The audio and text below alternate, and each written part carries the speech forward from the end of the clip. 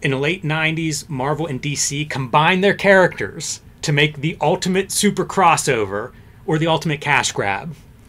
They hotshotted the territory. Did they produce any good comics? We might be looking at the best amalgam comic today. What do you think?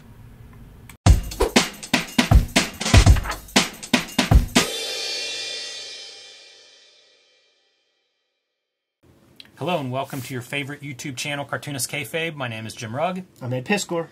And I want to remind everybody, Cartoonist Kayfabe is a daily comic book YouTube channel with over 1,600 videos in our back catalog, and you can watch them all. Go to the Cartoonist Kayfabe YouTube homepage. You can search by your comic book title or by your favorite comic book creator, and chances are we have covered some of that.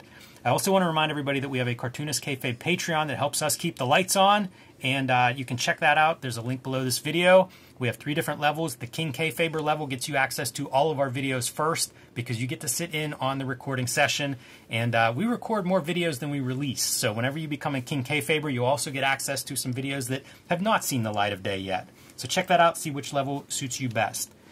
All right, Ed, we are looking at maybe the second amalgam book we've looked at. I think we looked at Legends of the Dark Claw, right, which is very Faustian, right up our alley. But this was the crossover between Marvel and DC. This one is 1996, this one is 1997, which suggests to me it was very successful for them. Right. And they decided to do it twice. But there's a list of these books, and we will see an ad inside of here that shows that off.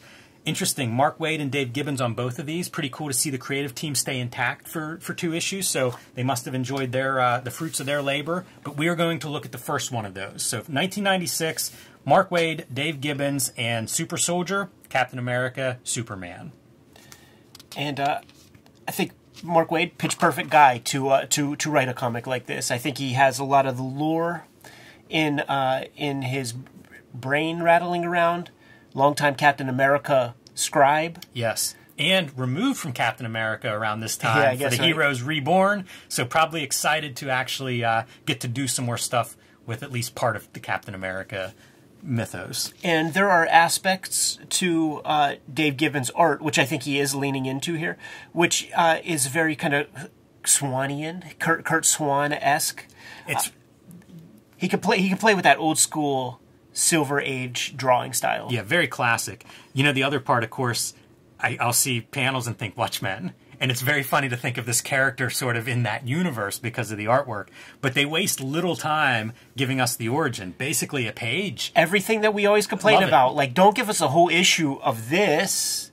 And it makes sense, because you imagine that Mark Waid wants to hit the ground running and, like, let's see who the amalgam villains are. Let's have some adventures. Like, let's not get bogged down with this. Yeah, and the origin is, I think the rocket, there was no life whenever it landed. Whatever was in there was dead, but they did collect the cellular data, so you get some DNA mixed in with the super soldier serum. That's plenty of comic book science for me for an origin. And right away, man, let's get into some money shots. And this is one that I could almost see. Maybe it's the black and white photos. Maybe it's the World War II setting, but it again calls to mind Watchmen for me. Probably unavoidable if Dave Gibbons is going to be your artist. The other part of the creative team is Angus McKee, yeah, who Dave Gibbons told us kind of taught him the digital part of comics making, and he's on the colors. I don't always like his colors. I like them on here. You know, he has some primary colors, some saturated, kind of the full spectrum of colors at work here. Yeah, like I think for this comic, because it's so rooted in nostalgia, I think flat color is the way that it needed to be. The color is the weakest part of the project to me. Look at that dude projecting, right? Like we see that when you see like a film still inside of a theater, but I've never seen it done this way, and I think that's pretty sharp. But you see that Gibbons being pretty spare with his line art, leaving a lot of room open, having the facial expressions, the kind of aw shucks golly gee kind of facial expressions, a lot of kind of mid shots. Like he's really pulling from that Silver Age vibe here. And that's just not going to be the case when we look at other amalgam books. It's guys just drawing in their own, like, you know, regular old style, not really kind of considering, you know, the work in any real way. You notice that... Cut to the future here, by the way. This is 50 years later. Right, because what happened on the previous thing, and which they're also playing with the mythos of Superman dies, you know, Captain America dies. They disappear. But then you flip it, you realize like the closest you get is like Green Skull, but it's really an amalgam of two DC bad guys, right? Because it's Metallo and Lex Luthor, but then you make them green because Red Skull is red, right? And I guess he is a part of Hydra. Yeah, that's the funny mashup stuff because some of the characters are still the same, right? Like Jimmy Olsen's Jimmy Olsen. Right. He has a little bit of a different role. I think he's editor-in-chief maybe at this point of the Daily Planet, but not Rorschach. Or Archie.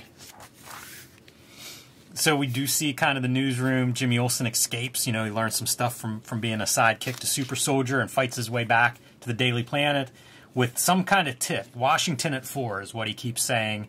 And boy, the Super Soldier... right out of like the Aryan plans for a super soldier. Yeah. There's a couple of panels where you see like, I mean, that is funny, dude. like straight up Ubermensch. Yes, totally. I got a kick out of this lettering effect of just doing the gradient in the middle. That feels like, give me a snapshot of 90s computer coloring, and this is it. Secret of the K-Bombs is exactly it. It's funny that you've got to work this stuff in, right? You got to have your certain iconography, like the Superman S, but it's pretty weird, I think, as a side item. Like, what's going on, Super Soldier? Should there be 2 S's? Should that be SS on your shield? You know what I mean? Like, obviously, it's the Superman S, but it's kind of funny. Look, it's almost too much. If you were going to design this character, it's like maybe one gimmick too many. This is the Hacksaw Jim Duggan of superheroes. That's all these characters, and Right. it's part of the charm. And then you see what they're sort of invoking, right? Like the first Shield was shaped pretty similar to that, man. So it makes sense because they could have done it the other way. Like, the S could have been there, you know. So it's really fun to see how they mash these guys up.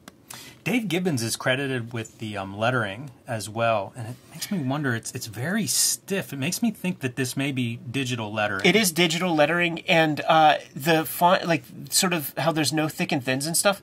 If I stared at, like, if I looked at this, I would just say that that's Angus Mackay, because we looked at some of his other lettering on Martha Washington, and the Bad Boy collaboration between Frank Miller and Bisley. Mm-hmm. And he uses a font that's like real similar to this, where there's like a lot of straight up and downs, and it was skinnier, it was smaller, but like the space is Mackay like. I bet you if Gibbons lettered this, Mackay created the font. Like Mackay took Gibbons' lettering and then arranged it because it has his stink on it. There's also these little tells of like early make your own font, where like between the A and the T, there's some extra space there. Right. There's an optical alignment you can choose depending on where you're lettering, what app, that'll kind of help that a little bit. But it's one of those tells if you're making your own fonts. Like you'll often see like the kerning's a little bit strange. Hey, I love this hand for some reason. You know, square fingers, a little bit of Kirby, but there's something about this image that I like a lot. Although I think it's awkward that his knee is just resting on the bottom of the page. Yeah, it's a pure piece of like, you know, comic iconography. But what's funny is that it's like, whenever you see on the side of a truck, like the Roto-Rooter truck that has like a superhero guy, it's almost built like that rather than like a 40-year vet of comics like making this stuff. I wonder if some of this is drawn digitally.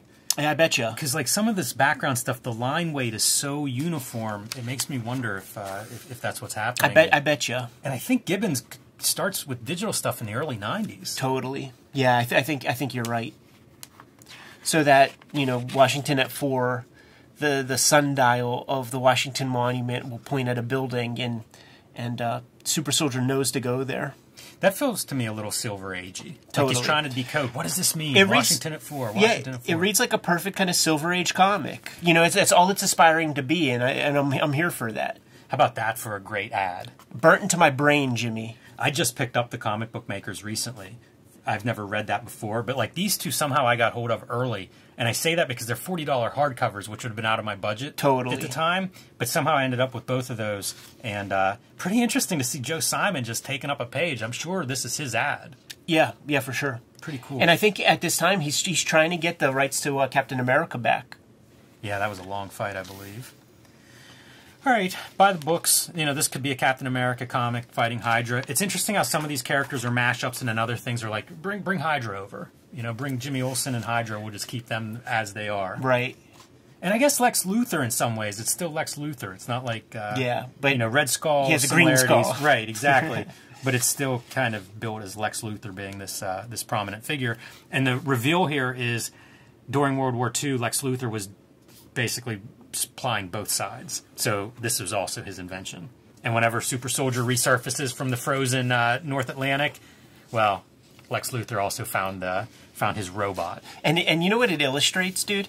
Is that Superman has one good villain, and Captain America has, like, really zero. Like, he's got one too, Red Skull, so we're gonna mash them up into this Luthor character with the Green Skull. But other than that, you got nobody. Like, Jimmy, draw Brainiac. What's that look like? Right. What's Metallo look like, Jimmy? Draw that for me. Could have brought in, like, Bizarro Super Soldier, maybe. Sure.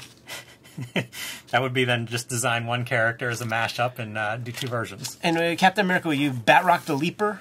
Get the fuck out of here. So we're going to redo this fight.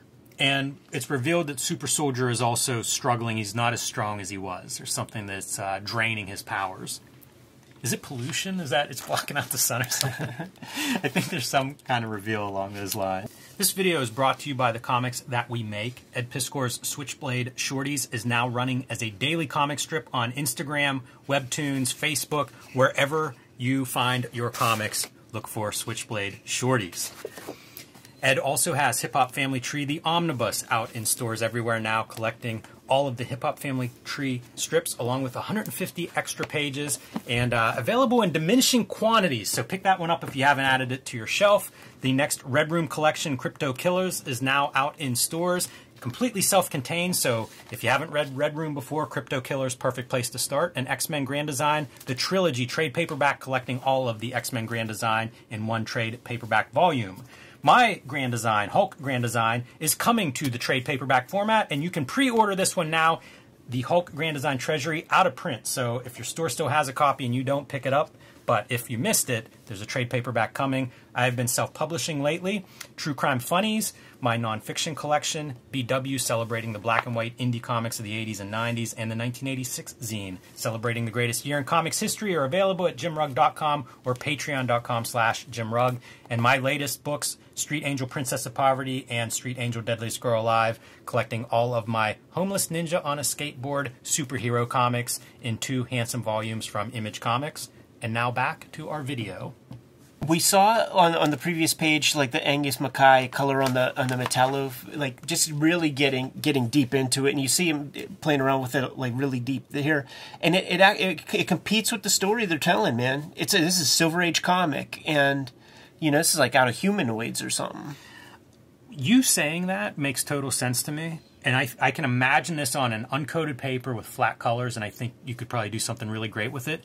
That feels like a gazillion years away from 1996. You know, like that kind of thinking. I can't imagine trying to sell that. 1963 came out in 1993.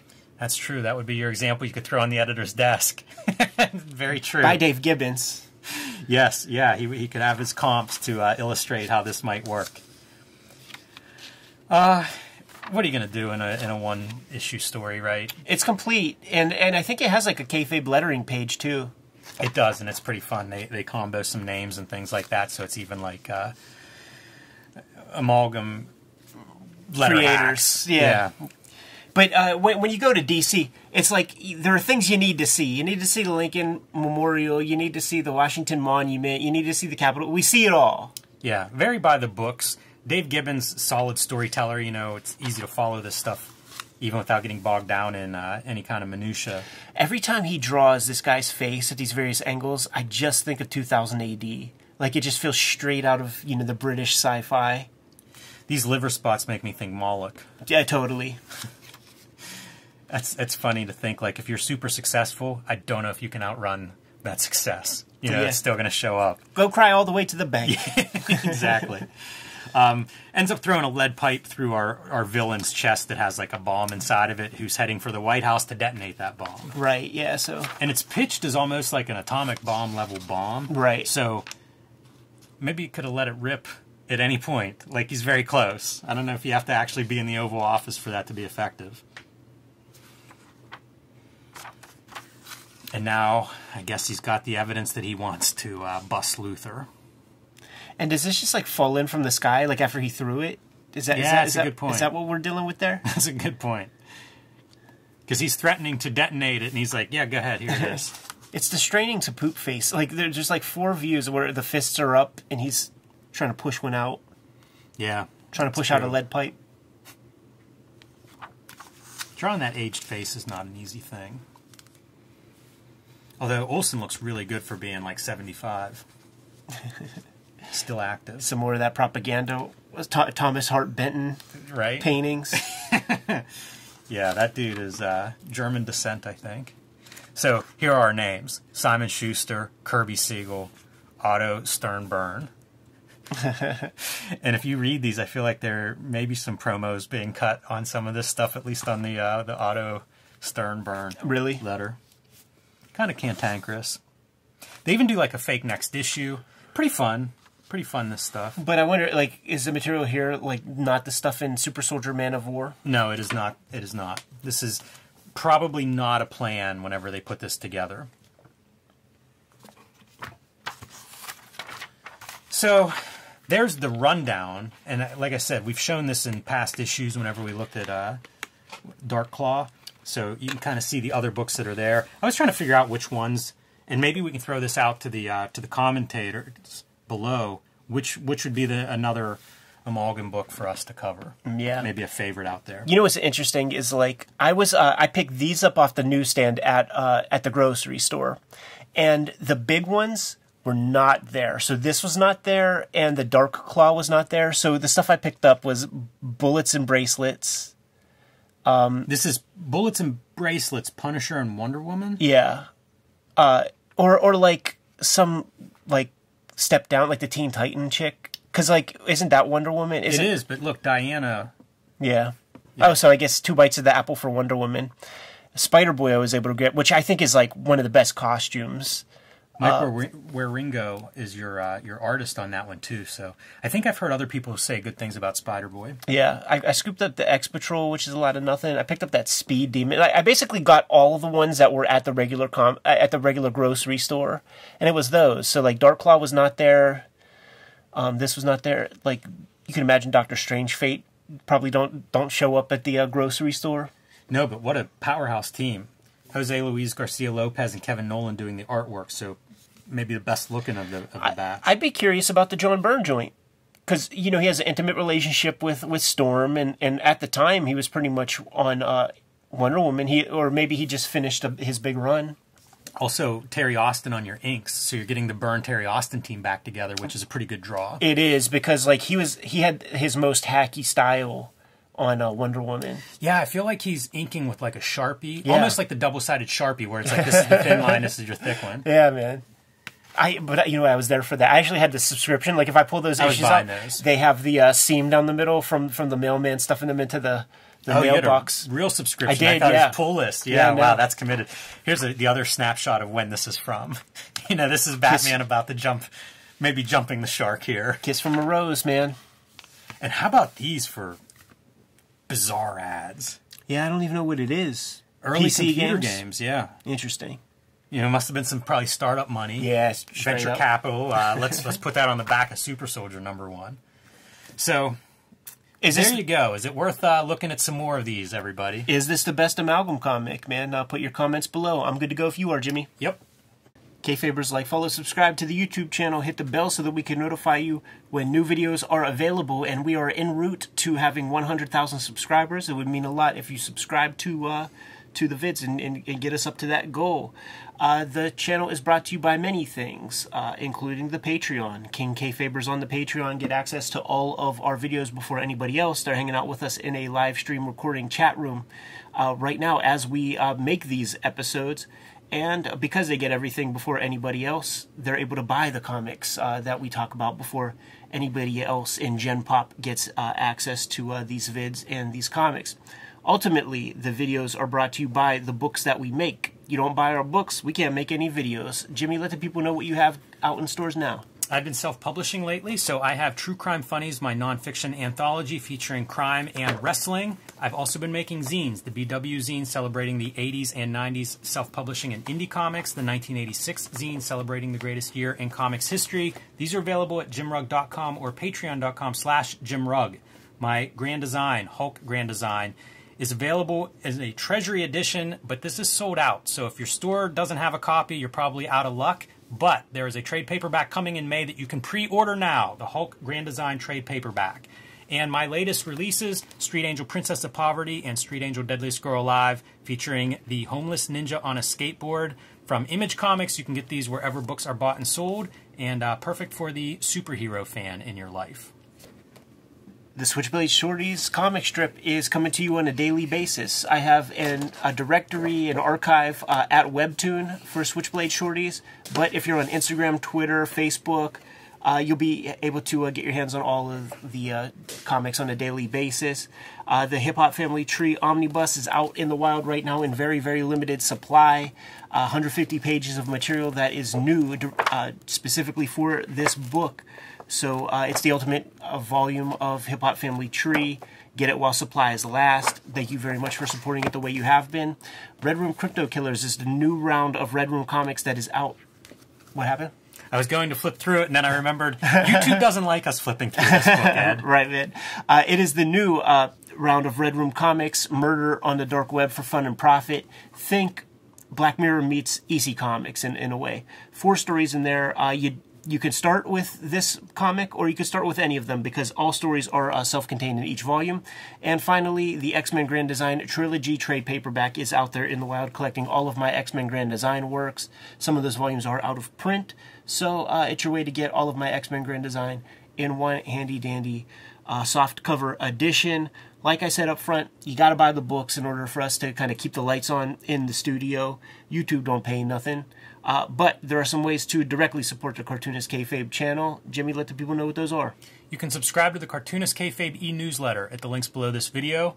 You can also buy Cartoonist Kayfabe t-shirts, merchandise, mugs, hats, stickers, and more at our spread shop. That link is also under this video. All good ways to support the channel. Give them those final marching orders, Jimmy, and we'll be on our way. Read more comics.